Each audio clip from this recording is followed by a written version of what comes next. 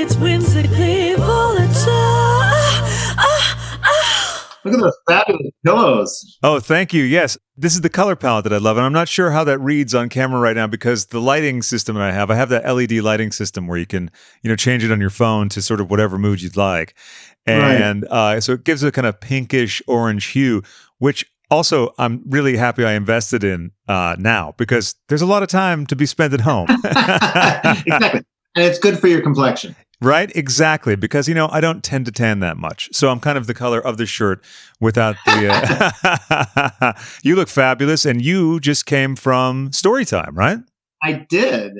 Storytime with MKD. It was our 9th live Storytime. We go on Instagram and Facebook. Yeah.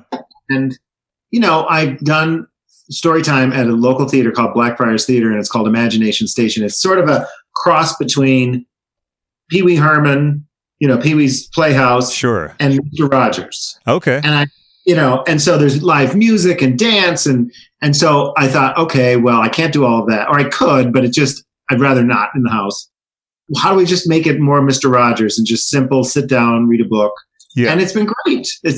I just love kids. So it's something that I felt like I didn't have as a kid. Okay, sure. Out there in the world for people and parents to say that, it's okay to be different. Right. Well, and here we are coming together in this day and age now where, we've got kids that come in and they might be dressed, a boy might be dressed in a Frozen dress and that's okay. And their parents can come to a place and other kids, they're not teasing one another at the story hour. So it's just a real positive environment. Which is wonderful, and it's what we need, especially right now. Because I imagine the stress levels for kids, too, because, when you're so young, you don't really understand things in the same way that you do when you're older. The first time you have a heartbreak or the first time you're really, really sick or something when you're young, it seems like the end of the world. And this actually feels maybe to them like the end of the world. So you're providing something really wonderful for them. Oh, thank you. Yeah. You're welcome. When we were kids, I remember I knew something was wrong. When something was wrong, I knew something was wrong. Yes. Yeah. And I didn't exactly understand the details, but I can feel the negativity. I could feel the energy. And, we're learning as a people that the kids sort of need to know the truth. You can't hide it from them because then it gets weirder. And then I think that leads to further anxieties and maladjustments. Right. Kids can read energy. People say kids say the darndest things because they just tell it how it is. That's why. It's been a while since we chatted in a show, but we had a lovely time at seeing each other at DragCon UK. Yeah, it's always good to see you. Lovely to see you. Yeah. And Steve, and by the way, and Mr. Davis as well. I meant to say hello before, but I was consumed by making sure the levels were right because I'm kind of new to doing the Zoom thing, and it's great. But when you're like, wait, did I click the right thing? Did I do all that? So yeah. Well, we're all in the same boat, and I'm seeing us all really rise to the occasion and find ways to connect, get together, and provide. Because the joke's out there. What does it say? I finished Netflix. Right. People need each other right now, and it's important for us to step up and do something. It is, and it's funny. It almost worked out nicely in a way because we had been trying to do another conversation on their chat for the show for ages, but schedules and our travel schedules weren't lining up and everything. But what could be a better time for it than right now, particularly because, and we have some listener questions too from the Hot Dog Club, the Patreon folks, because there's a couple folks in there that were really, really affected by our last chat, our previous chat. So many people, as you know. Well, I have never received more messages. I send them to you. Yeah, I love that, by the way. Thank you. Well, I just get messages where people say they listen to it over and over. And I mean, it was a spontaneous conversation, but I think that the fact of the matter is there's a level of truth that I've come to in my recovery process where there's nothing else to tell. It doesn't matter. Right. You're in the moment, you tell the truth, and people can sense that. I agree. And also I've found that it's been really beneficial for me doing this show in general. A lot of things have changed in my life over the last 2 years. I've, accepted and understood things about myself that maybe I was vague on before. And part of that whole process has been what you just said, the spontaneous conversations, because I don't even like to say interviews because I don't feel like they're interviews. And then I was re-listening to a Dick Cavett interview. He's one of my favorite broadcasters. And he said that when he started out, he was about to do the first show, and his mentor said something like, "Now, you're not going to do an interview, so don't do interviews." And he was like, "I don't understand what you mean." And he said, "Just have a conversation." And that's really the thing, and the more we're just unguarded and open about our issues, our feelings, and everything, particularly in a time like this, when, one of the reasons I started the Lockdown Daily series is to sort of see how much we can share with each other about every kind of feeling, because some feelings are, ugly or embarrassing, but they're all valid, and I think everything needs to be expressed right now, because I think we're all going to be going through a crazy hyper cycle, ups, downs, middles, and then also some new emotions that maybe we hadn't discovered yet because we hadn't been in a situation like this. It's all new. Yeah. And that's what I love so much about what you're doing and what so many other people are doing in terms of, and because, like AA, when I go to AA, people sit around the room, and although the stories are different, you hear something similar. And that's what the world is doing. We're coming together.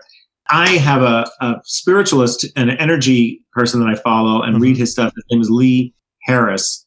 And he too mentioned, just like you said, that we're going through a cycle of emotions. And one of the things that we're going through right now is, in some ways, it's grief. Oh, yeah. There's a loss of life as we knew it. And there's a fear or a question of what will be next. And you are allowed to mourn that and to feel that fear. Absolutely. And you'll never get past it unless you sit in it.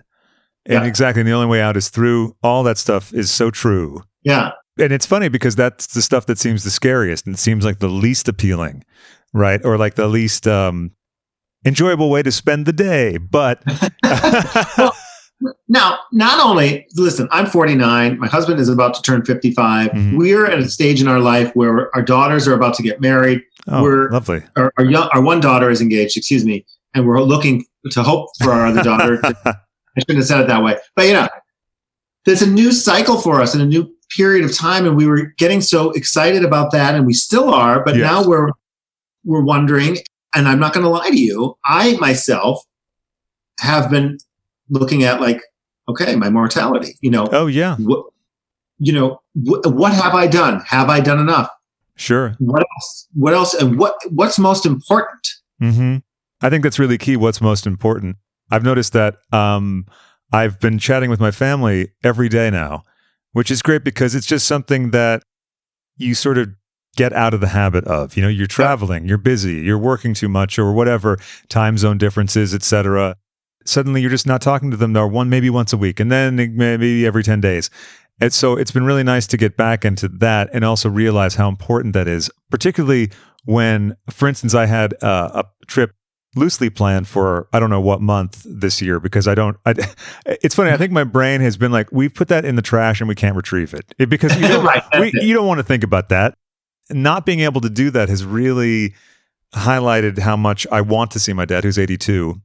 And then you go back to the uncertainty that you mentioned. And I find that one of my potential great stressors all the time is anxiety about things that are uncertain, right? But then that goes into, I think, some stuff that maybe we touched on before about being in the present and how we have to remain in the present. And obviously we think about the future plans and goals and all of that. But what are your thoughts about, or strategies rather, for avoiding the obsession with future stuff that leads to anxiety? That was such a big part of my drinking, my anxiety about what was happening next, what else I had to do, what I didn't do. And so alcohol, for me at least, would kind of zone me out. Right. And I've learned some cute little sayings, but fear, false evidence appearing real. Oh, sure. And how we think. We get ourselves into this process of thinking into doing nothing. Oh, sure. While we're thinking and thinking and thinking and worrying about what may or may not happen, we're missing what's actually happening right now. That might be right in front of our eyes. I find, one of my trip ups is I'll get into that cycle of thinking about things or dreading. That's the word I was trying to think of. Dreading stuff, things I want to do and have planned to do because I like to do them. But suddenly then you're thinking about a row of things. I think I had one of these last night. Because, with the accelerated schedule of the Daily Show, which, by the way, I love and I'm so thankful for, especially in this time where I really have to be focused on something. Do you know what I mean? Although I still have to make time to watch movies. So I have that in my date book for later tonight. I was like... Put in schedule. Yeah, exactly. Right. That's step 2. Because also my sleep schedule slides around at the best of times. And currently, forget about it. It's like, I think you too, because we were texting one time at like 4 a.m. or something. Maybe you just gotten up. But... I had this thing last night because I've been sleeping in fits and starts, but that's okay. Like with a lot of things during this era, I just go, well, that's fine. You know what I mean? Like order some queso, fine. Whatever works. For whatever reason, I was like, and then I got to edit that, and then I got to do that, and making too big of a thing out of everything. And then thankfully I was able to stop. It's nice when those periods of the dread and anxiety are like a manageable like sitcom length, 45 minutes, maybe like a British sitcom. Yeah. Well, and two things. One of the things that come to mind that when I think about that is that you're a go-getter. I consider myself a go-getter. Sure. There are people when they hear be in the moment, let things, happen as they should. They think that's giving up on planning and being productive. And no, it's having those things, having those plans, and having those goals and everything set, and then being where your feet are. Yes. When I get so anxious and I get so thinking like that ahead, and it often ends up being a negative thought, I kind of physically look down to my feet and say, what's happening right here? And looking around, like, what is it that I can be doing at this moment? There are some other fellow performers that I know of who don't know what to do right now because their tours have been canceled. And so, but they're doing nothing because they're in a cycle of, I don't know what to do. And they're verbalizing, I don't know what to do. So then you stay in, I don't know what to do. Right. Do something, because right now, everybody's perspective matters because it's new for all of us. Exactly. However this is affecting you, by you sharing it through a joke on Twitter or a video or a Zoom or however you share that, you may be helping somebody else through it. And the other thing that you were asking is like, what other tools? I had this negative self-talk that must have started from a young age.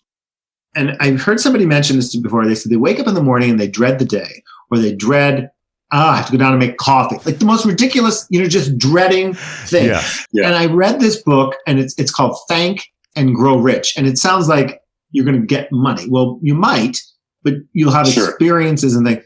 What she's saying in there is that you have to consciously force yourself in the morning. The first moment you wake up, instead of saying, like what I used to do is like poke, like, oh, hey, Chubby, you want to get out and go for a run? Like I would literally have that joke kind of attitude in my head, but yet cutting. Yeah. Change it to, it's going to be a productive day. I'm going to hear wonderful news. There's going to be an opportunity that's going to come my way. Right. I believe in blessings and miracles, whatever you need to verbalize, but positive thinking. And then at first you're like, this is so corny. But then you start to wake up, and that's your first thought. That's right. It's just like any habit. I was talking on the show recently about if you have an orange soda out of the blue, but every morning for 3 or 4 mornings, your system's suddenly going to want it. It's going to become part of your routine. Like that's because I think I was talking about how people will do something, whatever it is, to take the edge off in a time like this. And it doesn't have to be substances. It could be anything, like, or any habit or anything that we do too often or unconsciously that can become a habit. Can be either productive or destructive. So the destructive ones obviously are bad. And it's the same with thoughts, like you were saying. Adopting positive self-talk can feel cheesy, can feel like something almost in your mind. You're like, you think that someone's going to mock you for it, even though no one can hear what's in your head, because I think we internalize a lot of the negative things that maybe come at us as kids, particularly as queer people. There's a lot of things, that sort of like leave us maybe vulnerable to things or that we're shy about or insecure about. For me, I had a weight issue a lot of times in my life, but particularly as a kid. And so I think that weird critic in the back of your mind, the heckler, I sometimes call it, is an internalized version of all of that negative stimulus. And what we have as an option is those thoughts and that heckler can come out in a form of words that you'll just be saying, like, given this particular situation that we're in, we're all, I'm home, I'm bored.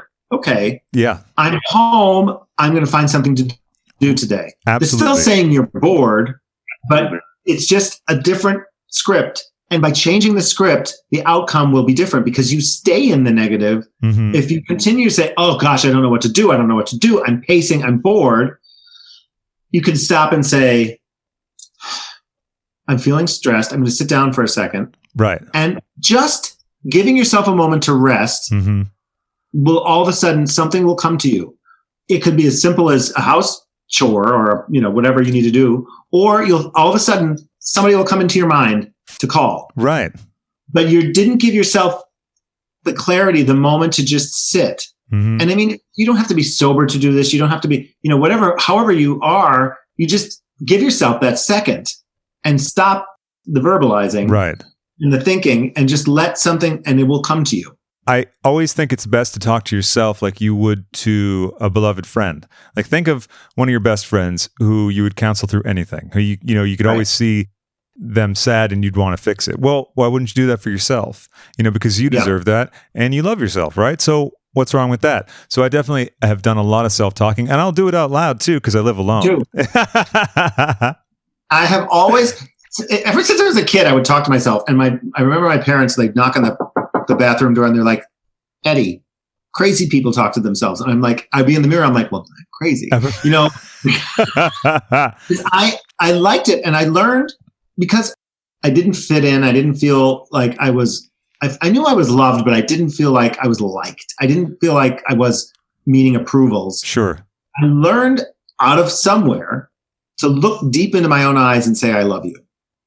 And I used to do that quietly in the bathroom and I would have to say it out loud. And, I'd get ready for the day and I'd look in the mirror and be like, I love you, and it's not that it wasn't said in my family. It wasn't, It was just, I didn't feel like I was accepted in so many different ways until that whole the cliche of love yourself, but that took time. God damn it. It took me until I was 44. Sure. I mean, a lot of things take a long time. And I think sometimes people can get discouraged about that or get fatalistic or say, well, what does it matter? Like, that's not for me. But I think that that's a mistake because it's never too late, right? I mean, some of the things we say might sound like cliches, but the reason that they've stuck like they have is because they're very true. Now, when RuPaul says, if you can't love yourself, how can you love somebody else? I mean, that's faultless logic. Doing things like saying, I love you in the mirror, who cares? If you feel foolish doing it, just do it for a week. And if you don't like it, you can always ditch it. But I bet it would, make an improvement. I like what you said too about how some things just take time. And when I came off a drag race and crashed and burned because everybody was successful and I wasn't, and I was playing the comparison game. It took me some time to just go like, what do you really want? And what do you want to look like? And what more can you build upon on this experience? And it only seems to be building for me where, season 7, I didn't do fabulous and I left or, came back home and toured a bit, but then it was quiet. But ever since then, it slowly has gotten busier. And I think that's many things, the success of the show itself, and the acceptance of drag in mainstream. Sure. But also just my kind of perception of looking at myself and being like, what are you doing? And don't rush it. Let it organically happen. Refresh my memory. How long after season 7 did you get sober? It was a couple months. So this summer it'll be 5 years. We were talking about it's never too late and doing things later. Did you ever, at any time in the initial stages of getting sober, did you have any remorse? I should have done this earlier or anything like that? No, I really... First off, I believe is that the sound of a lie being told? Because I I know. Somehow I don't know how to turn that notification off. Oh, that's okay. Listen, Link Devices led to one of the most exciting moments on an episode that I've had in a while. So go ahead. No, I didn't. Well, first off, when I realized it was time to get sober, I had what was considered a white light moment. I think I may or may not have touched on this, but it was my third DUI. Right. And it was early in the day, and I was arrested in my front yard, blackout. Next day, Stephen, my husband, Mr. Davis, tells me, the police report says you were swerving from children. So I literally fell to my knees and looked out the window. I was like, I would give up anything. God forbid. Thank God. Thank you for not letting that happen. Sure. I didn't hurt anyone, and obviously myself, but not as important, but that I didn't hurt somebody else. And it was not like, woo, white light. It was just like, you're not going to drink anymore. Sure. And it got really quiet, and it got really, I knew I was willing to give up my husband and my kids. I was willing to give up my home. I was willing to give up the whole drag thing. I was like, I'll just start some new life. I don't know what that is. And I didn't get too far ahead of myself and got into rehab and got into the program. But it was like one moment at a time. It was like rebuilding life. Right. And I didn't feel like I had regret that I just felt like I was unconscious for many years. As much as I thought I was present, I just was unconscious. I was completely just running on some sort of like alcohol, Xanax, coffee, diet pills, like just, and there were moments in my sobriety where I would be sitting in the morning after a meditation or whatever, and I look around the house and I'd be like, I don't remember. This is a nice house. Whose house is this, by the way? Yeah. I would even look at my husband and sometimes I'd be like, I haven't really looked at you this much in the moment or this slowly before. I was always just like, taking things for granted. Right. So that kind of waking up, whatever had to happen to get there had to happen, but thank God it wasn't worse. Really, I wanted to cover that because I kind of had a sense that was the case, that you didn't have regrets. Oftentimes people have that feeling about either achieving something or not taking care of something before. And sometimes it can, I think, lead them to not pursue either the goal or the self-betterment because it's almost like too much to grapple with. You know what I mean? Because if I acknowledge that I'm sort of wrong now or this way isn't working for me, then is everything that I've done stupid? I just feel like some people get caught up in that. So I was happy to have you talk about that bit. You're saying that made me think of someone. I heard someone sharing one time about an absolutely tragic situation where he was so drunk driving that he ended up, to avoid an accident, he thought he was going one way and he ended up running over 6 people. Oh my God. Wow. Now, he spent a very long time trying to figure out how to go on with life. Right. But he found that it just, took little bits and pieces. Now, that's a very dramatic example. Sure. But there are so many stories and people that can, we're on this earth and everybody's got something. Yeah. Everybody's going through something. One of the things that I would grapple with is like, if I found myself trying to look back and saying I shoulda, coulda, woulda, the reality is that I'm really kind of comparing myself to somebody else who I think did it all right. And they didn't. They're just, I don't know their story. Sure. But we can imagine, we always imagine that the other people have it more figured out or we're smarter about things. And really that's an outgrowth of the negative self-talk. There's no proof. We're imagining these things. And actually, exactly. We can imagine ourselves into the situations we want to get to. But sometimes, unfortunately, we get hung up in these ideas where like, well, of course, I couldn't do that because I'm stupid or not talented enough or whatever it is, whatever shitty thing that you want to stick in the Mad Lib, Yeah. Yeah. It's such a corny thing, right? To say, just believe in yourself.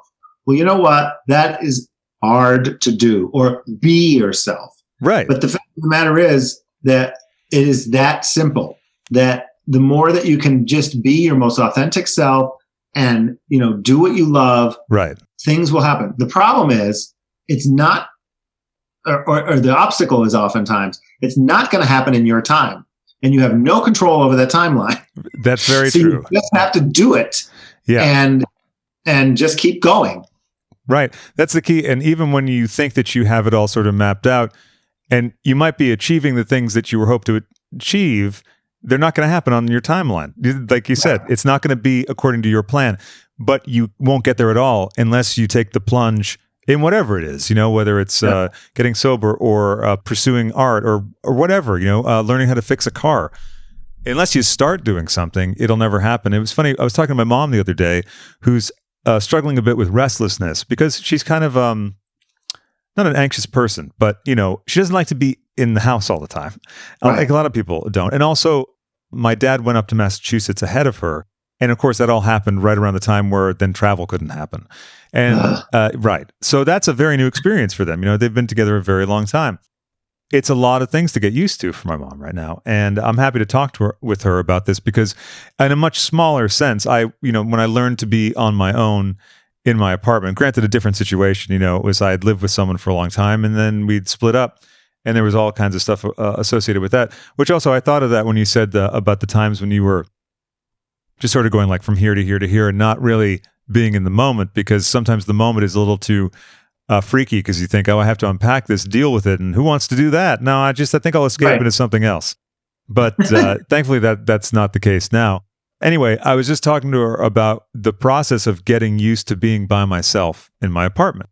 And I was happy to not be with the person anymore at the time. So it wasn't like, oh, why don't they come back? Or only if they would come back. It was more like, I don't even know what this is like. So I was so happy about it, but it was so alien, which is kind of like right now, it's such an alien thing for so many people to just be cut off.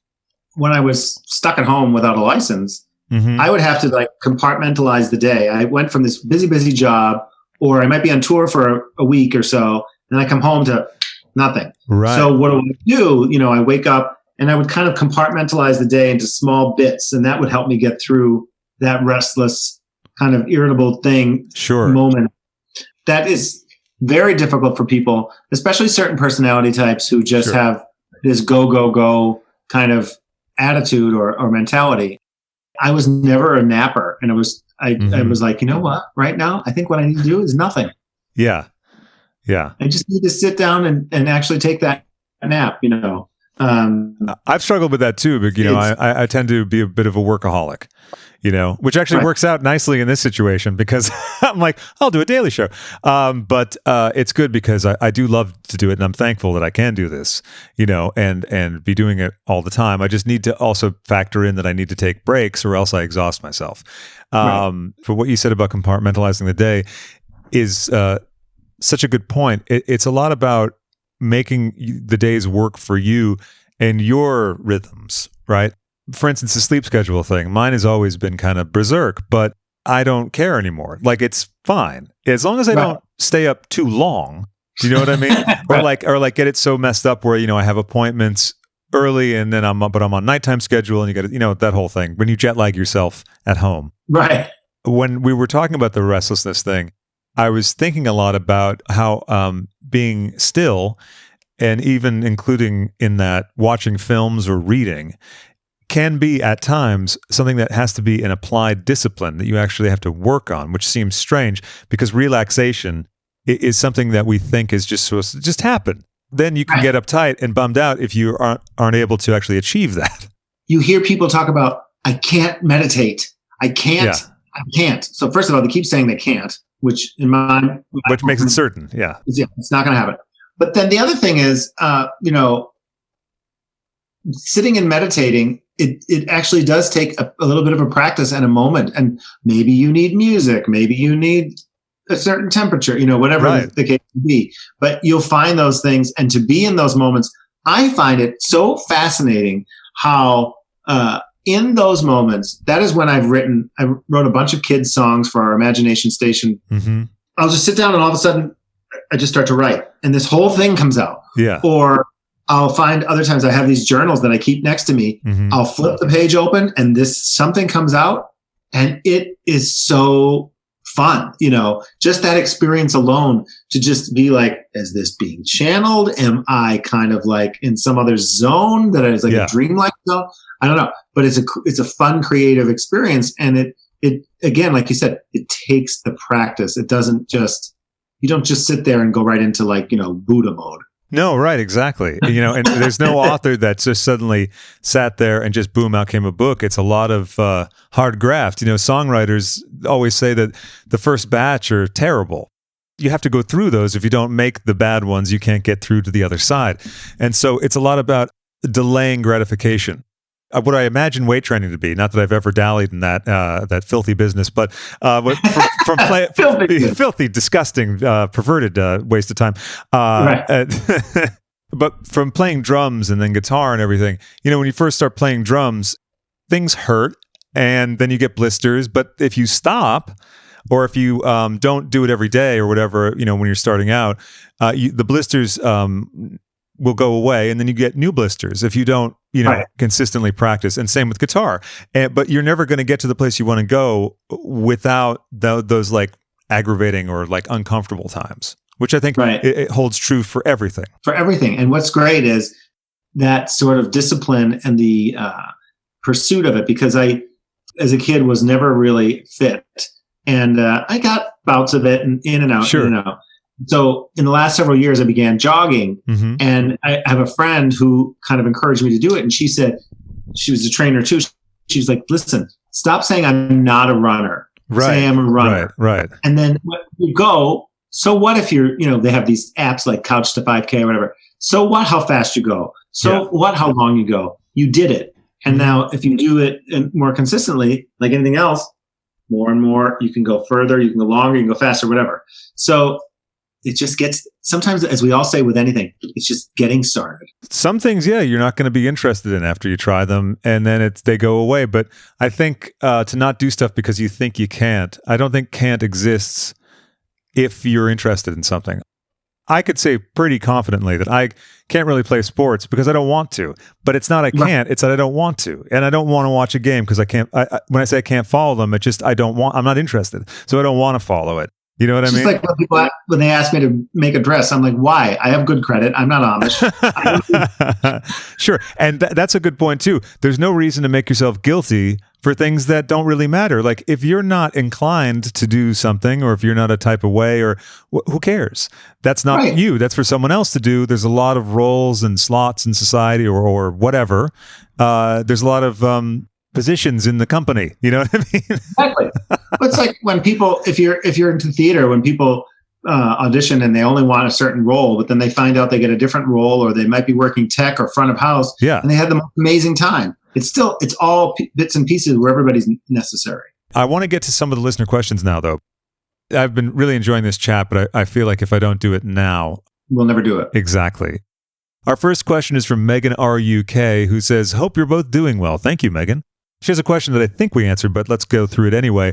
Kasha, would you please tell us a bit more about your involvement with Imagination Station, their work in general, and how you came to work together? I think you mentioned earlier, right? But is there anything that we left out? We talked about it, and I think right now we're sort of on hold because of obvious reasons. Sure. But what I'm putting out there and what I'm projecting is that there's going to be a Mrs. Kasha Davis children's show, whether it's on a streaming thing or it's going to be something on public broadcasting. Sure. Or bigger. My intention is to bring that to kids on a weekly basis, and I'm excited about it. As we were also saying, it's something that I did not expect I would do. Sure. It kind of organically evolved and grew into something that I'm so passionate about, and it's truly still my favorite thing to do in drag.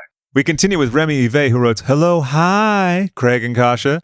It's nice to hear you both again. Could you tell us your favorite books and also what it was about these books that left lasting impressions on you?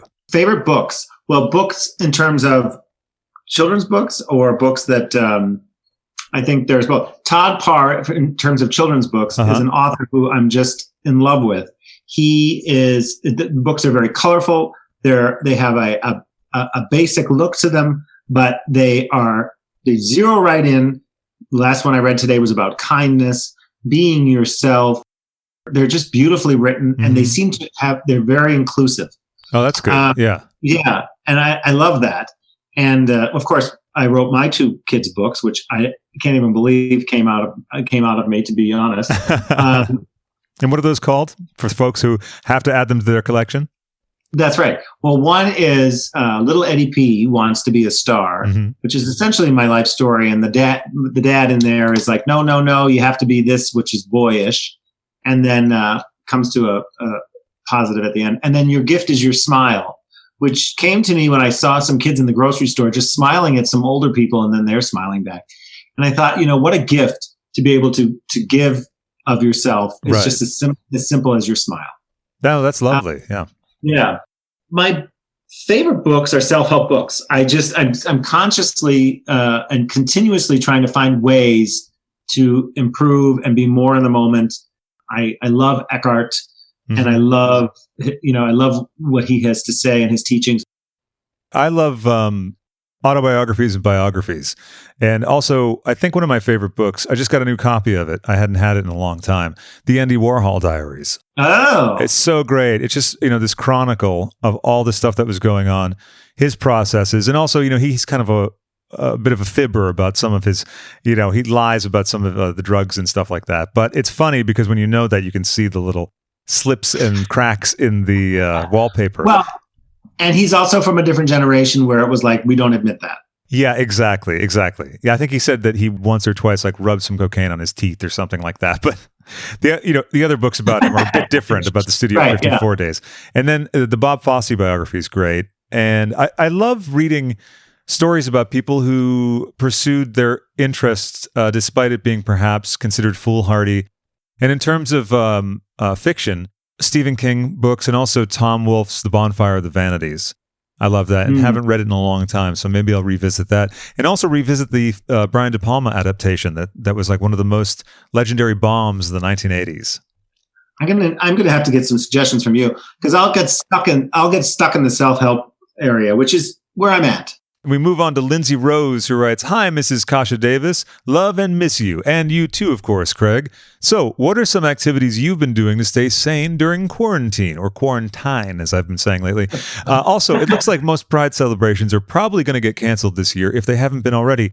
Any ideas on how to celebrate from home?" Well, first off, if you're drinking, there's always time for a cocktail. That's true. Alcohol sales have been pretty. I heard these days. Some people will say, "Well, the liquor stores are not essential." Yes, they are. You don't want those people going through detox. Let them drink. Yeah, exactly. It's okay. Just like the dispensaries. I've recently discovered a fondness for weed.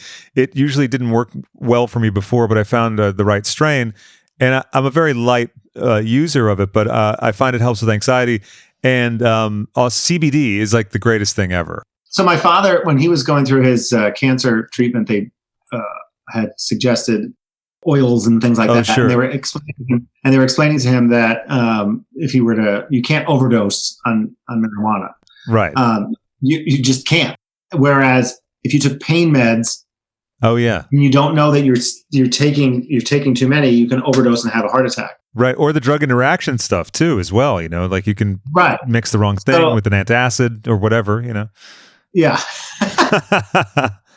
Well, so the things that we're doing, honestly, we're lucky. We live in a neighborhood where we can get out and walk. So we're trying to get out and get into the nature as much as possible. Mm-hmm. I have this bit of an OCD, so I'm getting, organizing things and cleaning out things that I wouldn't normally get to. And so that's been good. I actually have a project. Now, I come from a time when we actually had photos printed, and just so happens that, my parents have both passed. And so our siblings, we all distributed photos. Well, now we just have these big boxes of just all mixed together photos. Sure. So we were laughing because I told Steven, I'm like, well, we're going to have Steve's past, Ed's past, then Ed and Steve together, and Tina Turner. And he was like, why Tina Turner? I was like, well, I have not thrown away every piece of clipping and magazine article from all my Tina Turner. And I'm like, she actually has a lot in there. So she's had a very full life. So, So I have a lot of Tina Turner. Yeah. So, putting that together. But then, I think we've touched on it, just finding ways to connect with people through the technology that we're gifted with. And that's been helpful. I don't really like a lot of sitting and watching TV. When I'm home alone, I like to listen to music, and that could turn into writing or doodling, drawing. TV, it's just sometimes it's so repetitive. I'd rather listen to something like this or, get on YouTube and just find old clips of things. Sure. I love that YouTube digging. It's the greatest. Oh, what was your most recent rabbit hole on YouTube? Well, I always get stuck on interviews with old celebrities like Lucille Ball or, I'm just like, it's always these old ladies. Sure. Because, obvious. And I go back and Judy Garland, I could be on there for days, just watching and studying the moments where you can tell she was just not right. And then she snaps into character and you're like, whoa, behind the scenes stuff like that. So I dig for rarest interview with Tina Turner, rarest interview. Sure. It's all my divas. When I was recuperating in London, I watched a lot of Oprah, and I went on this Divas Day where I watched her with Cher and her with Bette Midler, and then the most recent Tina Turner interview, which I'm sure you've seen from 3-4 years ago, something like that. Yep.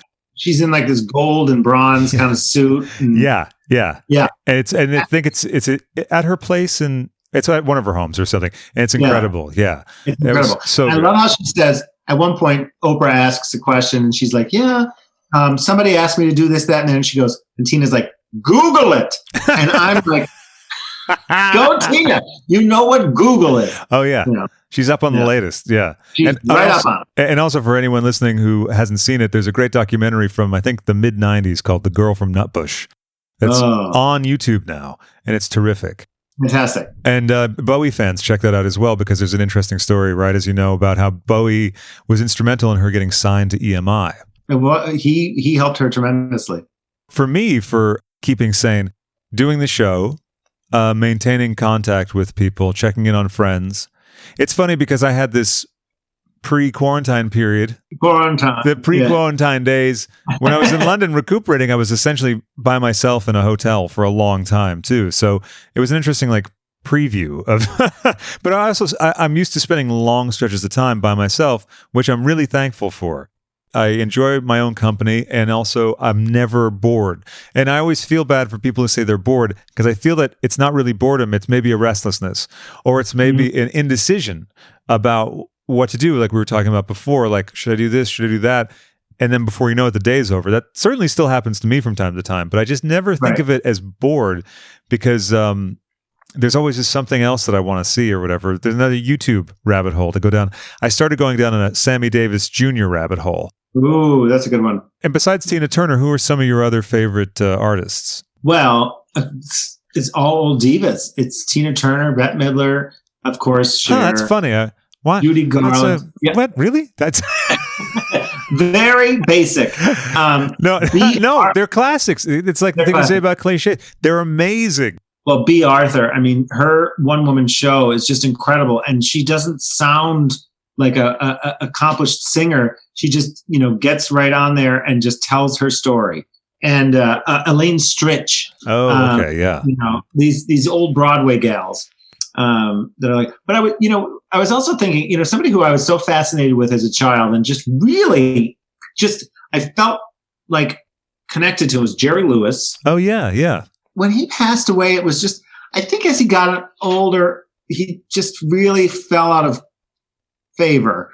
And it's sad to me because, boy, when I was a kid, he was just fantastic. And of course he had his telethon and all that, but he was just so funny with that typewriter thing. And if you look at some of that classic comedy, and just the shtick is incredible. Beyond the comedy too, he created the video assist thing that allows filmmakers to watch the video tap and not have to wait for dailies. That's incredible. And a lot of other innovations in filmmaking as well. I think there's a documentary, right? Yeah, there is. I can't remember the name of it, but a really good one. And also, if anyone listening hasn't seen The King of Comedy, it's incredibly great film. Very stressful film, though. I remember when I showed it to my mom halfway through, she's like, I can't take any more of this. Yeah. But it's Jerry Lewis, Robert De Niro, and Sandra Bernhard in her screen debut, directed by Martin Scorsese. Oh, and then about the Pride celebrations.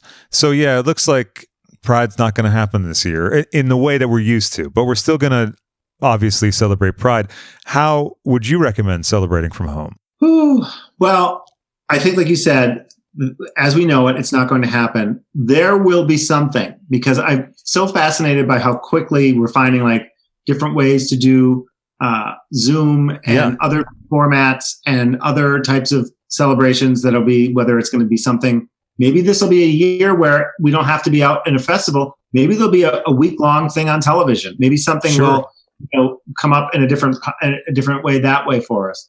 I think that what we can do at home, which I think is so cool, when I go on the walks, I notice like people are having, for sake of conversation, birthdays. Sure. And people will drive by, the family will drive by that person's house, go out front and beep the horn. Everyone's keeping in their cars. No one's interacting that way. Yeah. But it's cute. Or I saw a neighbor set up on the back fence. They put all balloons and put a sign that said "Happy Birthday." It's like things like that we're never going to forget because it's so different and new. Right.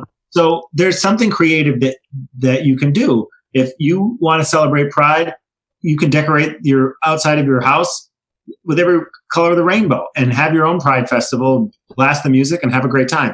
It'll be interesting to see how people find ways to celebrate and just get creative with it. Options are, I wouldn't say limitless, but really it's down to our imagination. And one of the good things that I think is going to come out of this period, because there's always good things in a horrible situation, not necessarily presented to us on a platter, but like we were talking about before, it's about our choices and how we maneuver or move forward out of dark places, and what you do with that information, and how you then decide, okay, I'm starting this or whatever, like we talked about before.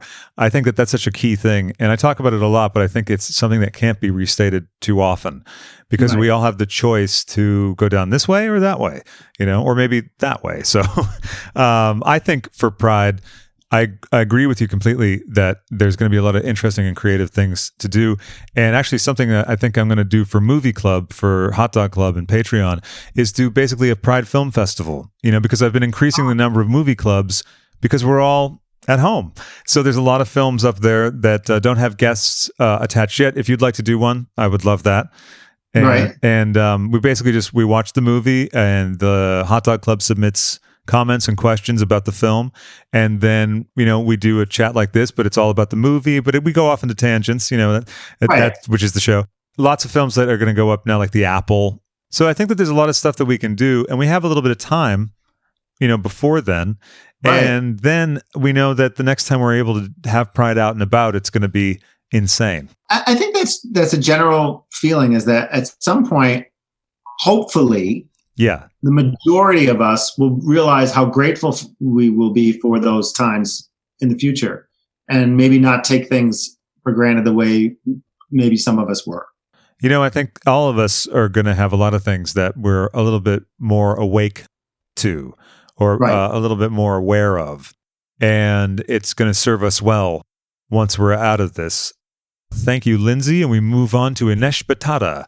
And she writes, "Yay, Craig and Mrs. Davis. Hope this finds you both well. I have to say I fell in love with Kasha from her previous appearance on this show, so this is a nice full circle moment. My question is, what have been the challenges of staying home all day with your partner, even in a long-term, stable, and loving relationship?" Thank you first for your compliments. And secondly, that's a great question. The reality of the matter is we're having a great time. And good. I have I feel a little bit guilty saying that. I know, first off, some relationships are not in that state. Yeah. And then, but we just enjoy each other. He works in one room. I'm doing cameos or videos like this in another. Yeah. Or, of course, Max, our dog, who's rooting around right now, gets to go on extra walks and things like that. But we're actually, it's been very good for our relationship. Oh, that's lovely. And it's key to have 2 rooms, at least. No, there are a few times where I'm like, you know what? I'm going to go for a drive. And I just needed to get out and drive around a little bit. I didn't go anywhere, I just went out and got away for a minute, and then it was like reset. Everyone needs their own just private time, no matter what the situation, no matter how great it is. Yeah. Yeah. The next question comes from Yutaka, and let's see if I get his last name right. Yutaka Tamanaha. So Yutaka, you let me know. You write in and let me know. And that's a classic hallmark of the Hot Dog Club questions, is that sometimes the last name is just going to be drive the train right into the wall. And so sometimes it's fun to see if I'm right or not. So Yutaka writes, I met Mr. and Mrs. Kasha Davis at DragCon LA 2019. I bought a handbag too. We gabbed about our fur babies, and so of course I have to ask, how is Max doing with all of this? Of course, we just mentioned Max, but how is Max doing in general with everything? Oh, Max is so good. He's literally sitting right next to me now, waiting to go for another WALK. I think he can spell, so he's wonderful. Recently, he developed some seizures, and and he's 6 years old now, and they say it's adult epilepsy, but he's been put on medication, and so we've been able to spend extra time with him and talk about grateful. I mean, we adopted him right when I was getting sober, and he became sort of like my little spirit guide. Yeah. Max is he's just my boy, Yeah. If I spend too much time on the phone or technology, he'll swat it right out of my hand, He taught me how to be in the moment. He'll look out the window, and sometimes I'll sit by him and I'm like, I can do this too. I could just look and appreciate the outdoors. So he's wonderful. And honestly, you just never know. You can't take things for granted. He had that happen, and we were scared, but he seems to be doing okay now, and medicated. We thought maybe he would be a little different, but he's not. Oh, good. That's a relief, because it can be really scary with pets, because it's very hard for them to explain what their discomfort is. Exactly. Let's see. Yutaka continues with, nothing will take the place of seeing Kings and Queens live, but I can't wait for your digital drag show. Oh, yes. And when is that, by the way? So our second one is Saturday, April 18th. Our second show is Saturday, April 18th. And the first time I sort of did my condensed version of the story of my life. And now this time I'm just showing you some of my favorite numbers to perform. Mr. Davis is going to sing. Oh, wonderful. And yeah, so it's still called There's No Place Like Home, because, we're all home. And it's going to be a little bit of Liza Minnelli and a little bit of, just some fun songs. And we'll, of course, sing Cocktail. Well, of course, right? Because there's always time. There's always time for a cocktail. And then Yutaka also wants to know what you think of the changing performance landscape in this time. So I think that it is inspiring and it's interesting. And I think that I'm going to say this thing. Some of the gals need to know to not have the window behind them. Sure. And not to have like 4 feet of space above their head, or hang a drape, frame the room. Don't just... they'll hang a drape and you'll see the thumbtacks and you'll see the toilet. Yeah. And they're singing a ballad. And I'm like, okay, but again, it's new and it's fun to watch. Did you see and did you hear yesterday, the day before, a queen in Florida, she got all hammered and she might have been smoking a little something, fell asleep. So she does a performance. She chugs her drink. Yeah. The big drink, like big, chugs it, puts it down, and then the makeup starts to come off. The hair is off. She falls asleep. She falls asleep for I don't know how many hours. I know, like Durian Lake Detox. Everybody was on this commenting. Yeah. She was, I think, $1,900 in her Venmo. Wow. Amazing. For sleeping. For sleep. Yeah, it's incredible. Like this is a whole new landscape. It's an amazing thing, because that is a fascinating thing to watch. It reminds me of sometimes on the Howard Stern show, occasionally a caller would be waiting for like a long time on the phone and have fallen asleep by the time he picks up on them. So one time they let someone just snore the whole way through the news, and it's fascinating. Right. And then when they woke up, you're like, oh my God, he woke up. You know what I mean? At first I was like, oh God, I hope she's okay. But she was fine. And the next day she was like, I'm so grateful. And so now she must be like, wow, all these years I've been working to get my name out there, and all I needed to do was sleep. Yeah, exactly. Aaron Ingram writes, hello, Craig and Kasha. Well, hello, Aaron. Mrs. Kasha Davis, I have to say that your previous interview with Craig and Katya is one of my absolute favorite episodes. I replay that one every so often when I'm struggling with staying sober, and I really find it so empowering. Knowing that I'm not alone makes all the difference in the world. I recently celebrated 2 years and 6 months from alcohol recently. Well, congratulations, by the way. Yes. With all the current stressors, how do you stay strong in your sobriety? And what's been the best piece of advice you've ever been given? If you happen to be a part of a 12-step program, I mean, you get so many different tools. Those tools can be meditation. Those tools can be readings. Those tools can be prayer, depending on what where you're at. But what's great is doing what we're doing right now. The meetings are all on Zoom, and you can go on meetings all over the world. And you can join a meeting and be a part of that. And again, it's such a good feeling to know that you're not alone. And going back to that interview, having Katya call, I mean, we had such a connection in so many different levels. But very important in my sobriety, and we've had some really amazing conversations.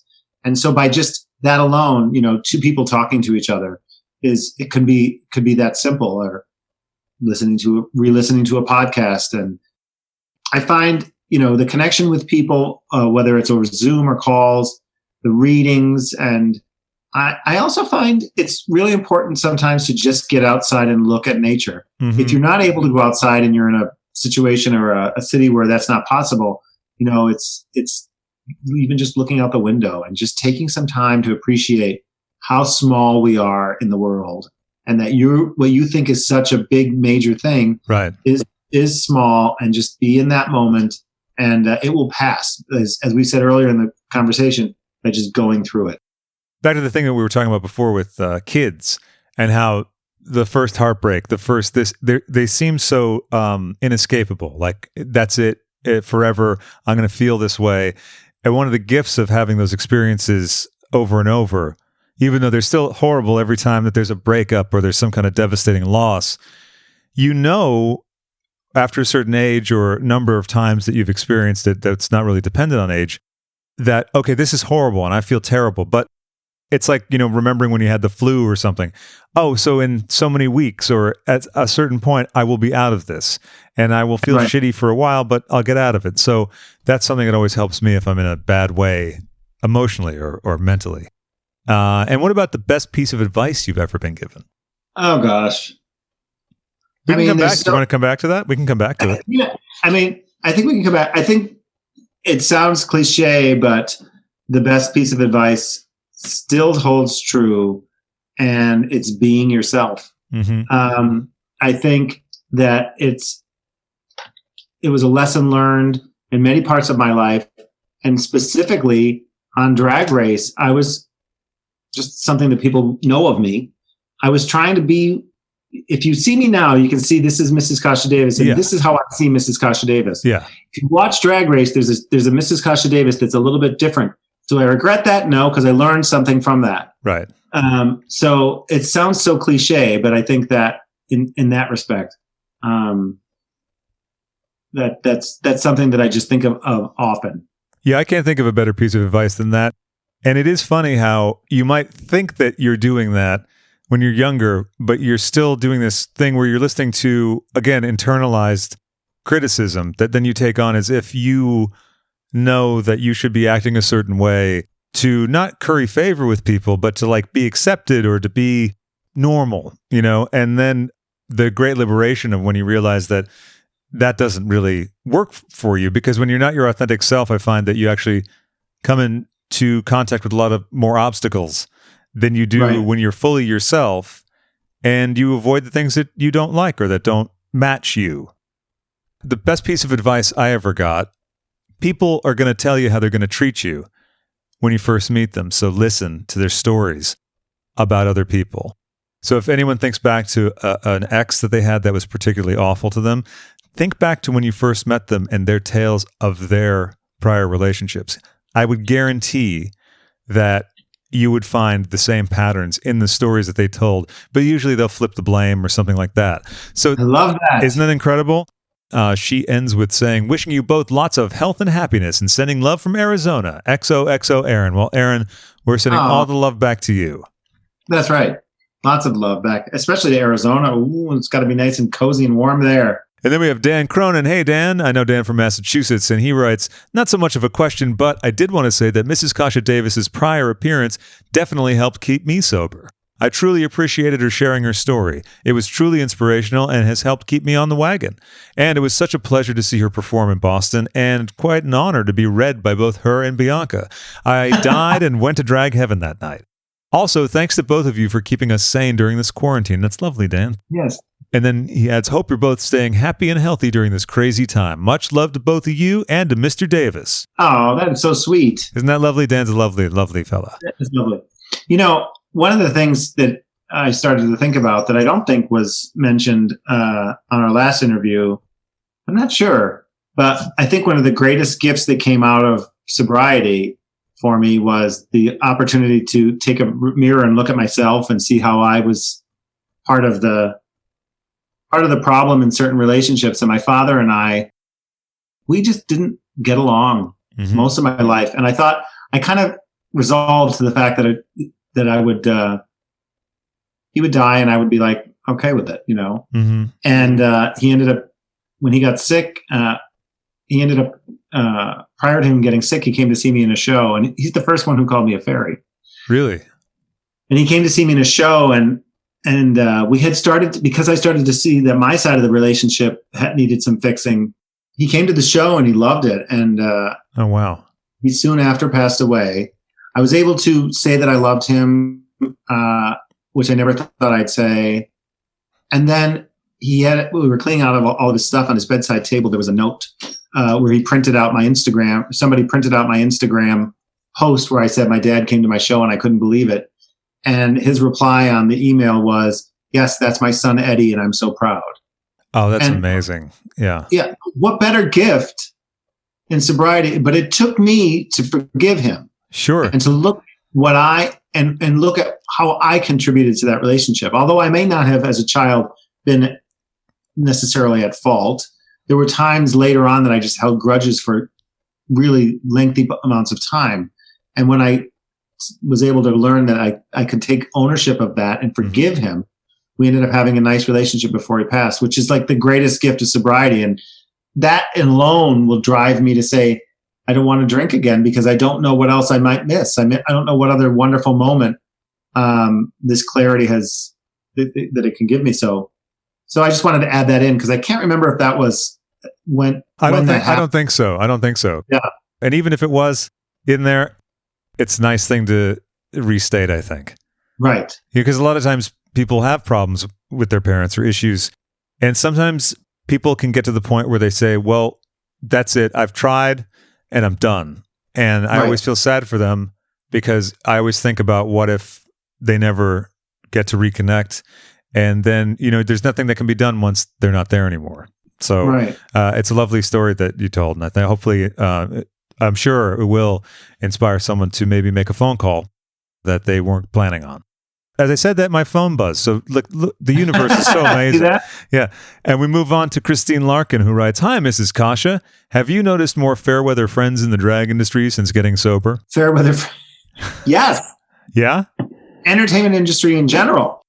I just meet more people who are sober and who tell the same story, that they could not have gotten to the point that they're at. Sure. Without that process. And there's all kinds of sober. Right? Oh, okay. Yeah. Yeah. I think that some people, there's no one way to do this.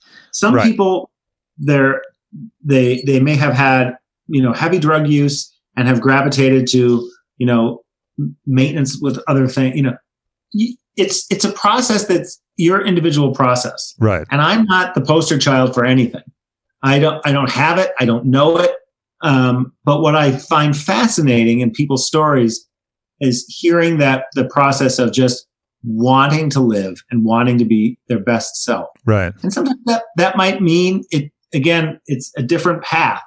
But inevitably each person that I encounter, in the industry, that their success is greater because they're not crashing and burning when something doesn't go the right way. That's right. Yeah. You can kind of get through the tough spots and the good spots. And it's not so much about shame too, I think, because I think a lot of people get tied up in the shame aspects of having something that is maybe societally frowned upon, right?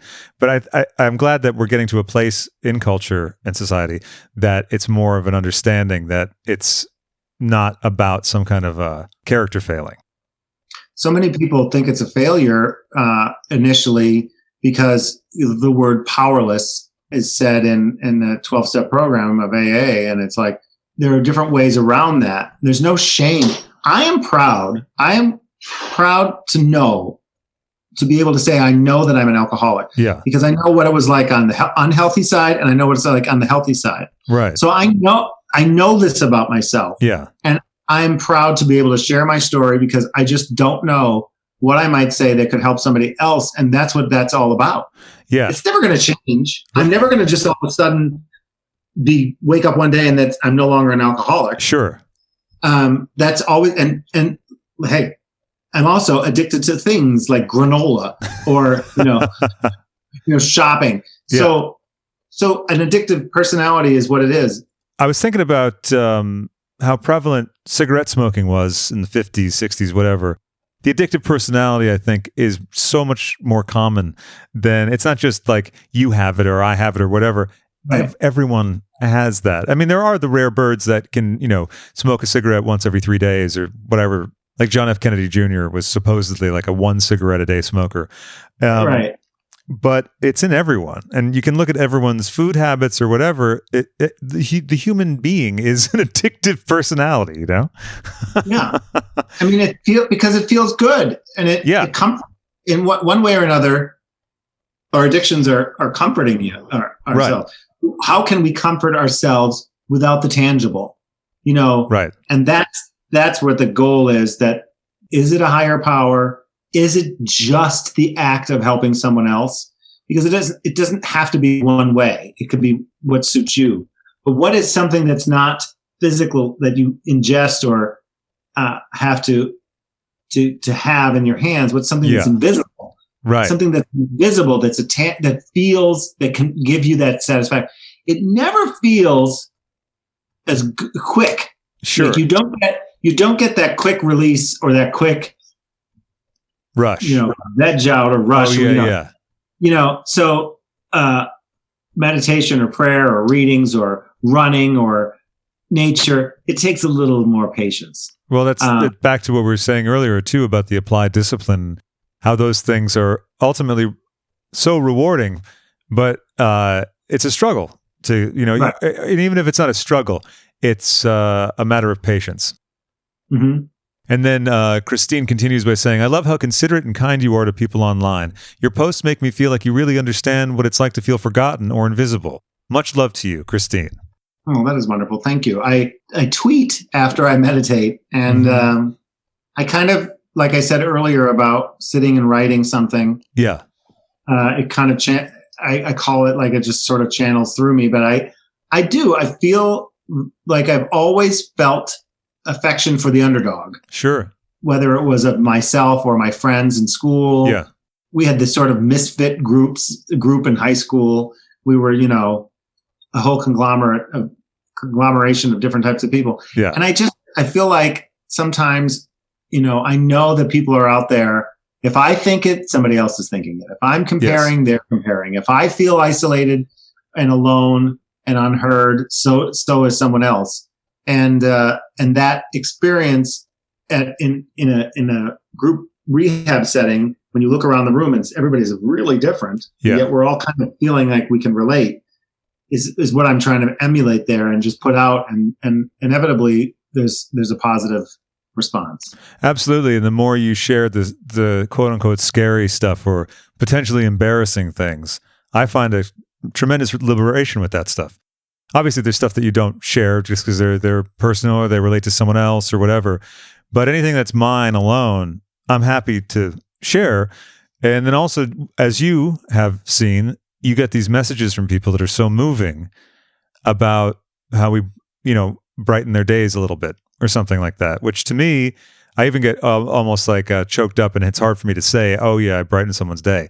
You know what I mean? Because it almost feels like self-aggrandizing because it's a lot to accept, you know. But I'm so thankful for all of that because I can't tell you the number of times where maybe I've been overworking myself, or I'm just depressed about something, or I couldn't sleep, and then I get a note from someone in a DM or something telling me about how just like their morning was better because they woke up depressed. And then they said by the end of one of the lockdown episodes, they felt like dancing, because I always like to put a disco track at the end. And like that was, I mean, that what more could someone ask for? Like that is the greatest thing, you know? You took the words right out of my mouth. That what better payment is there in the world right. than saying you helped somebody else, you know? And those sincere messages of gratitude just are better than any payment I've ever received. Absolutely. I know Paul Williams, one of my favorite composers, calls stuff like that heart payments, you know, because he'll get letters about his songs and everything, and they're very emotional songs. He jokingly calls them codependent love anthems. But, you know, like Rainy Days and Mondays and stuff. I mean, how many times have you listened to a song like that and it's, you know, it's lifted you up, and you can still be blue. It's that funny thing too, but you know, when you're bummed out and you listen to sad music, it's like you're still kind of sad, but it's like a better sad. Yeah. Our final question is from Flat Baby, who writes, I wanted to know if there's time for a cocktail. Flat Baby just wants me to say there's always time for a cocktail. Doesn't everyone always want you to say that? I mean, I do. Yeah, they do. And actually, that's not the last question. I was looking at the page wrong. So Andromeda Belly Dancer, a.k.a. Ann Webb Tomlin, writes, hello, dearest Craig and Kasha. Well, hello, Ann. I hope you don't mind me being slightly buzzed as I type this. I don't mind. Do you mind? I don't mind. She says, I've had a large lager and blackcurrant to help me cope with this shitty COVID situation. My husband and I are both healthcare workers on psychiatric units. He's just found out that one of his patients has tested positive for it, and several of his coworkers are ill.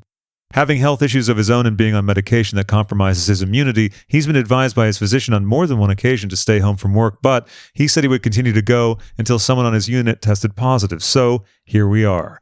He's planning on taking a leave until things calm down, and I will continue to work and support us. Anyway, just wanted to share that and tell you that I adore you both. Thank you for carrying on with your beautiful attitudes and personalities. Also, I saw Mrs. Davis at the Bianca show, and she is just a classic treasure. XOXO, Ann. Wow. That's an incredible message, and it's also incredible to think about being in that situation. Our healthcare workers are true angels right now. Yeah. In any situation. Talk about, you know, selflessness, and to be able to go out and in this time of uncertainty, to go in every day and to help people and to put themselves at risk. Oh, Max. Is Max pissed at me? Have I kept you too long? He's decided it's time for a walk. Oh, okay. But they are our angels. Let's see. We move on to Holly G, who writes, hello, Craig and Kasha. If memory serves me correctly, Mrs. Kasha and her husband are vegan, or at least eat a lot of vegan food. I'm vegan, but an absolutely horrendous cook. I can make pasta and saute a veggie, but that's about it. And that gets boring pretty fast. Do you have any beginner dishes that you'd recommend trying out? Let me tell you something. I never thought on the face of this earth that I would ever go vegan. And Mr. Davis is a fantastic cook. Mr. Davis, though, loves to go online, and he follows all different chefs and different people on YouTube, and these different people. One of his favorites, let me see if I can find it real quick, because I actually am hoping to interview her, is Tabitha Brown. Tabitha Brown. And, she's an actress as well. Mm-hmm. And she does these quick TikTok and Instagram little videos and does the recipes. We've gotten some fabulous things from her. Yeah. Believe it or not, this whole path of no alcohol, now vegan. Yeah. I think I'm on my 8th week of no caffeine. Oh my God. Yeah. I have no idea who I am. I don't know how this happened. So, unfortunately, it's helped me. I sleep, my grandmother used to say, she'd come to visit us and we were like, how's things? And she's like, I sleep. So we used to make fun of that. I'm her. I sleep. I know, it's so funny. I know it is funny too. When I was recuperating from the stomach thing, they said no. They said I could have caffeine, but they said don't drink tea or coffee, and I was like, I'll just skip the caffeine, which I have not done since I don't know. I mean, since I was like 13 or well, I mean, I remember making my first pot of coffee when Miami Vice was still running on regular television. So, right. You're going to stick with the no caffeine thing, you think? Not 100%. I think on occasion I'll have some sort of caffeine. I think I was drinking a lot of coffee. Sure. Yeah. And because of my drinking, I had problems with my heart. Oh, okay. And so that's all cleared up because I stopped drinking. Sure. And then I thought, well, I don't need to be drinking a whole pot of coffee, like 2 pots of coffee a day. Yeah. So, and I was kind of getting dizzy, and I was like, this is just what's going on? And so a friend of mine had stopped, and actually Darian had stopped as well. And I was like, well, if she could do it, I could do it. So inspiring each other. So lovely. Inspiring each other. Yeah. Who, by the way, would love to be a guest on your show. Oh, I would love to talk to Darian. Yeah, that'd be that'd be fabulous. She is just one of my favorites. We've become very close over the last couple of years. We were always friends. Yeah. We were much closer the last couple of years, and she's just a hoot. And in terms of dishes that I recommend for vegan, I have no idea because I've never made one, so I can't help you with that. So I'm glad to give my contribution to that question.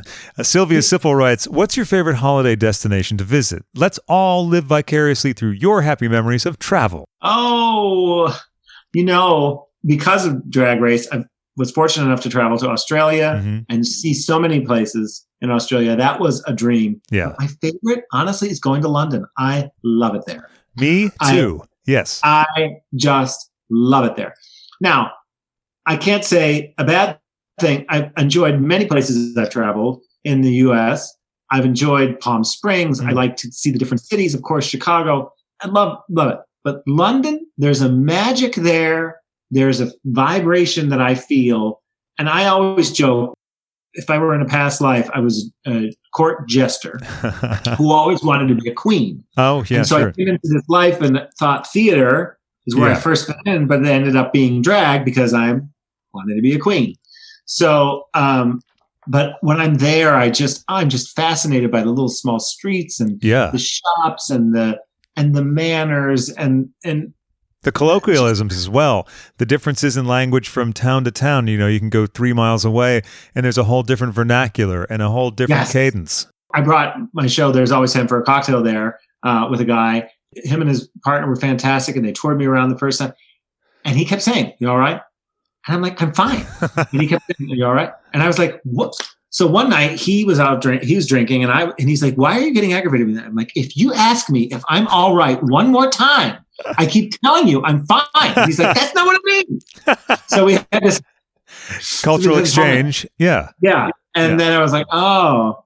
So we joke. To this day, he'll text back and forth and we'll joke about it. But, I have found, I used to be, in my youth, I was always about the beach and the heat. And now I seem to like the green or a little bit of the cooler weather. Yeah. And that's kind of where I'm at now. Like, I would love to just spend some time again in Alaska. I performed there twice, and just go there. 3 times a lady. 3 times a lady. I need to sing that song. You should. That'd be fantastic. I would love to see that. Yeah. Because I do lady songs. Oh, right. Yeah. Of course I could do a lot for a lady. Yeah. And I'm a lady. I sing that. And tuck and be a lady tonight. so that once, twice, 3 times a lady. I'm sold. I love it already. Yeah. I'm going to write that down. And I have to agree with you about London. I love it. And I can't wait to one day go back there. The people are wonderful. I have a lot of friends there. I love everything about it. And I need to see more of it. I haven't really seen as much as I would like to, but that's kind of my way with the place. I think we were talking about your fantastic Paris plan because right after DragCon, you went to Paris and you did it properly. And I went to Paris for a fabulous thing last year. I went to go tape a show with Casey Spooner backstage at the Bataclan before Violet's show. I have to tell you my quick story about Paris. So I think I saw it, told you that we were going there quick. We arrive. we're let out, and we're trying to get an Uber. Can't get an Uber. Try again. Can't get it. Can't, 3, 4, 5 times. So finally I said, look, let's just walk over this way. Maybe it's bad reception or a bad intersection. Let's go over here. So we go over, and I'm doing like, okay, everything's gonna be fine, blah, blah, blah, you know, positive, because I'm a little nervous. Yeah. And we stand in front of this church, and I'm like, what a beautiful church. Let's, this will be good luck. We'll do it here. We drive a few blocks down the road, and I look, Miss Fame is in the street. Amazing. Modeling. Yeah. I'm like, stop the car. And he, you know, the driver's like, what, you know, and I'm like, stop the car. And I'm like, I like, whatever hair is left on my arms right now is standing up. I open the door, and I'm like, Miss Fame. And she's like, Kasha, like, we have been messaging and staying in touch. Yeah. But that's the universe saying, no, don't take this Uber. Don't take this one. That's exactly right. Because you're going to see your friend who we're so connected on so many levels because of season 7, but she's also so important in my sobriety, and just, she shared so many wonderful practices, and there she was like an angel. Of course, she's stunning. It's stunning, right? That always helps. Flowing, and then she's like, oh, and she's like, what are you doing here? I'm like, what are you doing? Like, how did this happen? Right? You know, it's so funny you mentioned that. It reminds me of when I met Fame. I met Fame when I turned up to have a chat with Vanity when I was in Australia, and who was there was Fame. And we met, and instantly there was a great connection. We stayed in touch, and then when I went to New York, when she was in New York, we had a fabulous taping, and we've, again, like you said, been in touch and stuff. And so when I've been going to Paris, we were trying to connect, but I think I was there around Fashion Week, so that's never, forget it. She's busy, but she's so wonderful, and that's such a lovely story. And I love those things about plans that don't work out sometimes work out for the best, like that. Yeah. Well, I was gonna say, it almost ties in a lot about what we've been saying. Like, we were all nervous and frustrated. This isn't working the way we wanted to. This isn't working. And then when we gave it some time and moved our location and changed some things, that's exactly the way it was supposed to happen. I found that a lot too in my London trip. There would be weird synchronicities that ended up happening, and then just going, oh, okay, that someone couldn't tape tomorrow. And I just started almost getting to the mood where I can anticipate it, and I'd be like, that's fine, because we can move it to another day, and then something would happen in the interim that made the taping more interesting, and so on and so forth, Rachel Giordizamo writes, I've waited so long for this moment, Kasha. Your last appearance on this show gave me a very stark awakening. It was the breakthrough moment I needed, in which I realized I too was an alcoholic and had to get help. But cut to now, and 18 months of sobriety later, and I am forever super grateful to all 4 of you, Katya, Craig, Kasha, and Jujubee, for changing my life. As cliche as it might sound, it's funny that phrase has come up a lot in this show. Your openness and honesty truly helped me to make this vital change before it was too late. So, from the bottom of my heart, thank you so, so very much.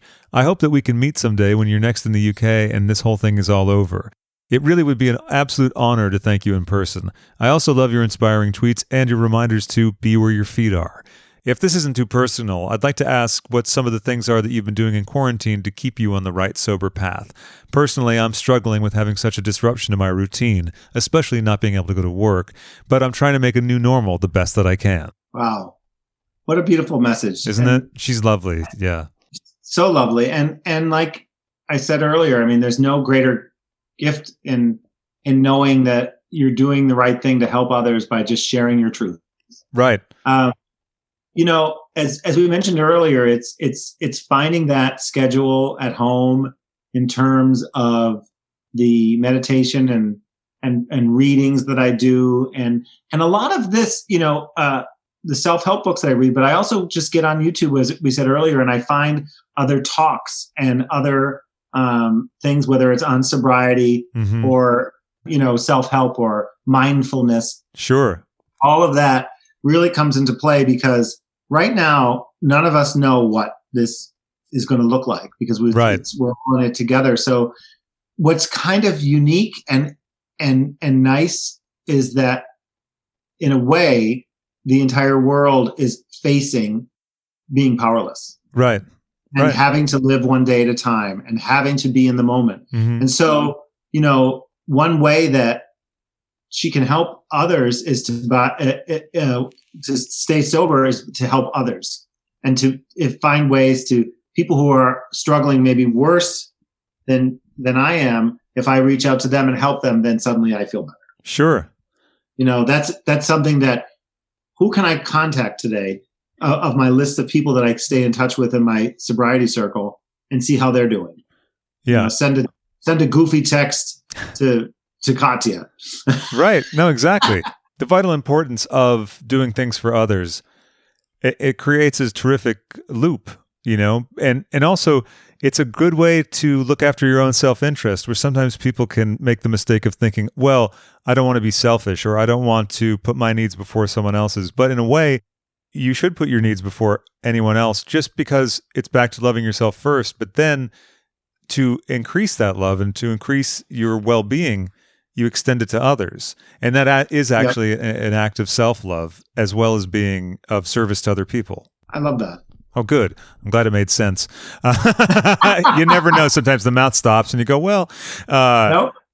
Karen DeCastro writes, hi, Mrs. Kasha and Craig. Well, hello, Karen. Hello. Mrs. Kasha, I just wanted to say thank you for the daily affirmations you tweet out during this lockdown. You've really helped me get through some of the more challenging days. I suppose my question is, how are you able to stay positive during such an unpredictable time? I think you've answered, but if you have any further thoughts on that. I've been trying to find a way to touch on this, and as I waited, here's the opportunity. Gratitude. I don't know if you can see my arm. Oh, okay, yeah. Perfect. Yeah, that's lovely. Yeah. My first tattoo, and I was like, what's the most important thing? Is it Steve? Is it Max? Is it my daughters? Is it Tina Turner? Gratitude saves my life on a daily basis. Sure. If I can't get to where my feet are, I have to be grateful for this conversation, for the different, whatever I can find gratitude in the moment. Only, as you even just said a moment ago, brings you first full circle and brings you more. Yes. So again, by vocalizing that and putting it out into the universe, gratitude says to the universe, this, you want more. If you say, I hate the situation, the universe gives you more of hating the situation. Yes. Yeah, that's so true. It really is. Like, for instance, the bad moods that I'll be going through during this whole era. I'm,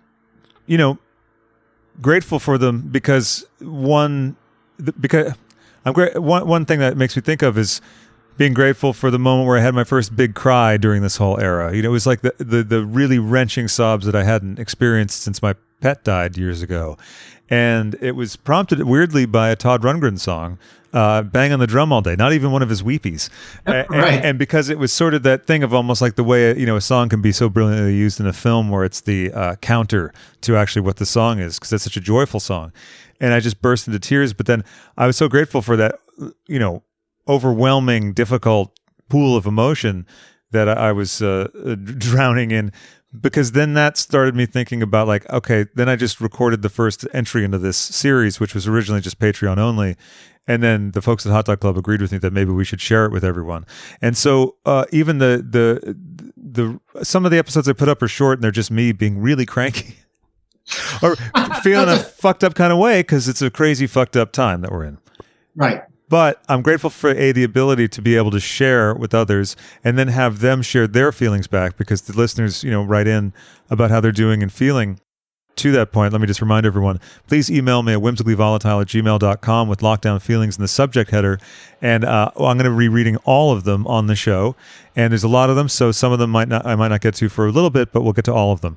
And then when we were talking about doing things for others, so say that this is something that helps other people. Their submissions to me help me, because then I can not avoid the news, not avoid the situation, but actually put myself right into the situation and keep myself accountable for staying present with how I'm feeling and all of that, because I have to process it, because I've made this thing now where that's the idea, that I share that and that they share with me.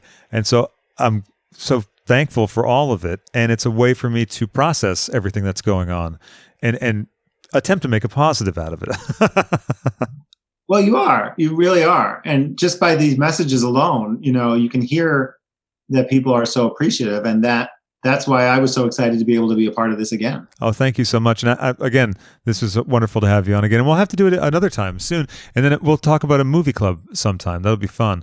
And actually, that's the last of our listener questions. I'd like to mention to everyone who hasn't heard the listener questions episodes from Hot Dog Club, this is a great example of one. This is what one of the reward tiers would be if you were on Patreon. So if you've been considering Patreon and not taken the plunge yet, go ahead, because you know what? You deserve it, baby. Take the plunge. Exactly. Take it. Exactly. Yeah. It's always what else do you have to do? That's true. Got a lot of time, and there's a lot of long shows because I like to talk. So that brings us, I think, to the end of the episode because I know you got to take Max for a walk, right? Well, Max is outside right now. Oh, I see. Okay. But I have a bunch of cameos to do next. Yes. Which are fun. Yeah. And a fun thing to get your friends, by the way, everyone. So while you're taking the plunge over at Patreon, head on over to Cameo and load yourself up. Yeah. Exactly. It's again, another great way to stay in touch with people. Sure. It's for a little fee. For me, mine are $20. I put them on sale because of, they were more money before. And I was like, you know what? I'm going to make them $20 because it's going to give me something to do. Mm-hmm. And, I'll get 15 or 20 of them at a time. And why not? Yeah. I chit chat with people and, people are probably, it's difficult financially right now. Why Sure. not? Yeah. No, that's beautiful. And also, they provide joy for people and it's a wonderful thing. I'm actually I've signed up. I haven't launched it yet. But I'm going to do that in the next week. I'm trying to balance my days where I'm like, okay, don't fill up my plate too much, which is a habit of mine. I'll just be like, I'll book that and I'll do that. No, that'll be fine. And then, so like tonight is going to be movie night. I think. Let's see after I take a nap what happens, all the best plans. But I want to thank you again for doing this. I look forward to talking with you again soon. And I send all my love to you and Stephen. And I'm looking forward till when we can hang out in person. But until then, we'll be in touch online. Lots of love back. And thank you, thank you, thank you.